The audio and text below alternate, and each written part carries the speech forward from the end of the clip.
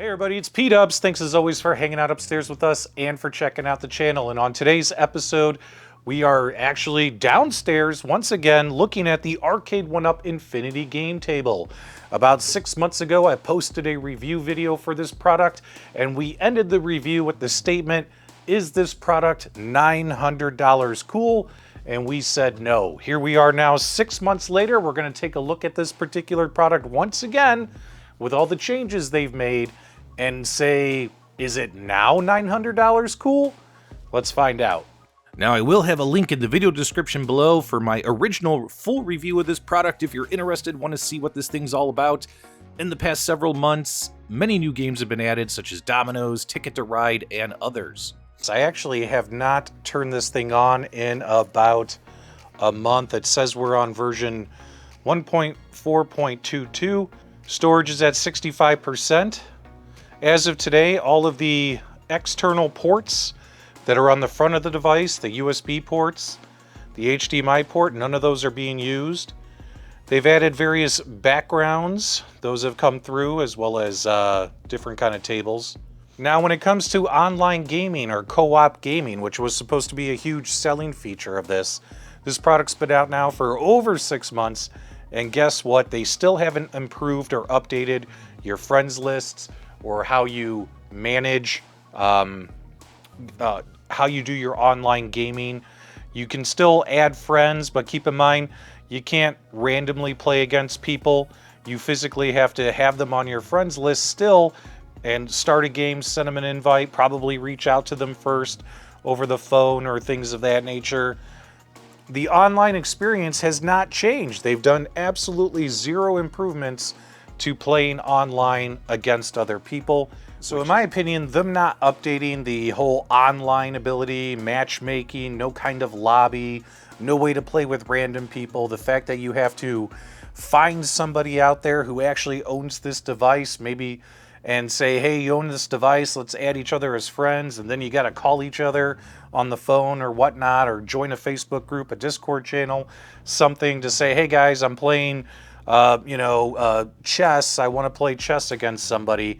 The fact that they have done zero improvements to that is mind-boggling over the last 6 months. Now, when it does come to the games, previously I had either purchased or downloaded every single game on the system, and they've added a bunch of games, and as you can see in this column, this is the games you own that are downloaded. These are the games available in the store, and you'll notice that there's a whole bunch more games that they've added, but at this point, they're charging money for everything. So, this unit costs $900 to begin with, and now, obviously, you have to pay to add more games.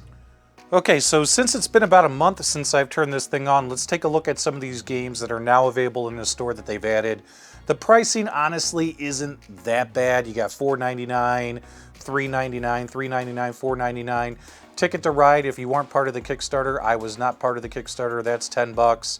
Harry Potter Trivia Pursuit's $10. I think the Harry Potter chess was $10 when I picked that up. They've added Batman Monopoly, another Harry Potter puzzle play. They've added Game of Thrones puzzle play.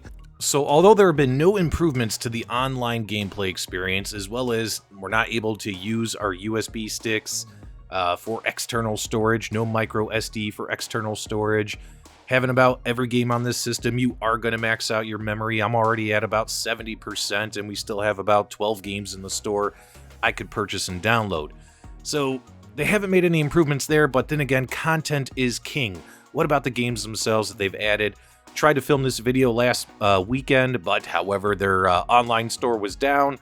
Stuff happens. Not going to hate on them for that. Store's up and running now, able to pick up and check out a bunch of games. One of the coolest new ones is, of course, Harry Potter Chess. This game looks and plays really well on the table. Got really no concerns with this one. This is a fun addition to the cabinet.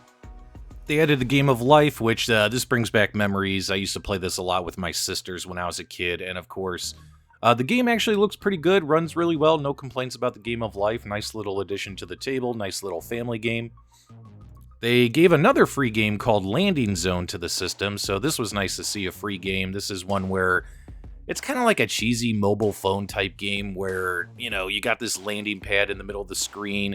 You're going to have ships coming in from all directions, and you have to direct their path with your fingertips and make them land on the landing pad without crashing into each other. So you gotta pay attention to the routes, the ships, make sure that nobody has a little explosion here.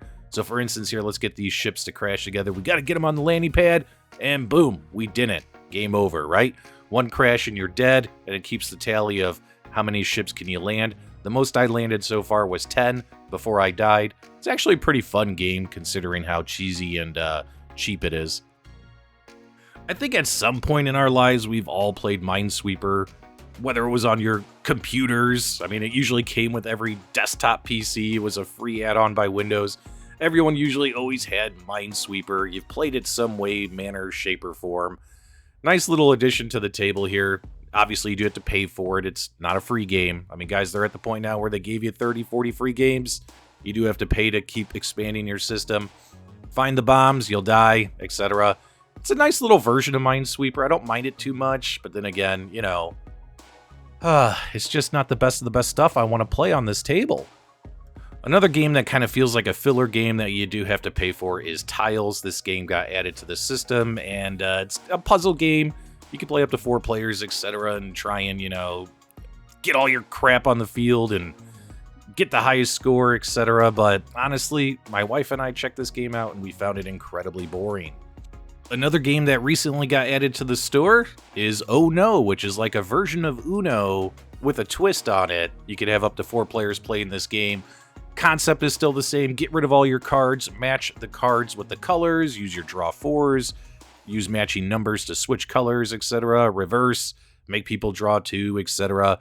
Oh No is actually super fun, plays really well, cute little animations and graphics. My wife and I ended up playing that actually early this morning because we're both off work today, and we played it early this morning, and we actually had a really good time playing this game. I would recommend Oh No if you own this product. They added this other game called Speed Service, where you're kind of like the host of a restaurant, and you have to run the restaurant. The game gets pretty hectic and frantic as you have customers coming to the restaurant. You got to seat them, you got to place their orders, you got to collect their orders, you got to deliver their orders, you got to seat the new customers, they got to pay their bills. It gets kind of frantic and stuff, but, you know, honestly, it just still wasn't like, oh my god, this is an amazing game to me. I still want something better on this table. For instance, Arcade1Up finally releasing Ticket to Ride on the Infinity game table is a big, big win. You got it for free with your Kickstarter, just took a long time to release. If you didn't get it on your Kickstarter, you do have to purchase it on the table. But that's the kind of titles, bigger name titles, that we want to see. Not like this Teen Titan Go stuff, but then again, a lot of stuff on this table is designed for kids, and I guess maybe I'm just looking for the more adult-themed content. So for my final thoughts, here we are 6 months later. Has Arcade1Up done enough for me to say this product is now $900 cool? Well, they haven't expanded the online system, they haven't upgraded the lobbies or the whole just finding friends and playing people online experience. That hasn't changed. The additional ports on the device where they said we might get controllers and external storage, those haven't launched yet, so the ports are pointless on this device. When it comes to the content itself, they've added some cool things, you know, Batman Monopoly, partnerships with Game of Thrones, Harry Potter.